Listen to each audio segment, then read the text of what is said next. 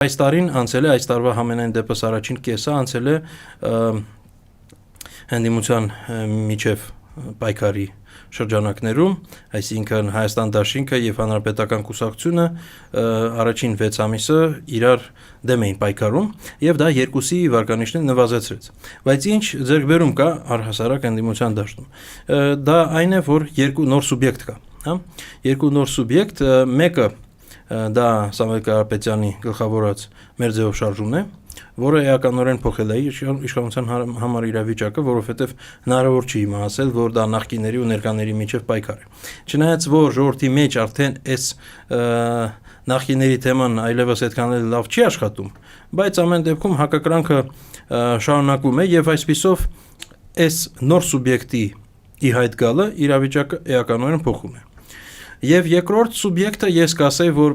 այսպես ասած միանշանակ սուբյեկտ չէ, դա ավելի շուտ բազմությունն է փոքր սուբյեկտների, ընդդիմադիր, լինի դա Արման Թաթոյանը, լինի դա Հայակվե, լինի դա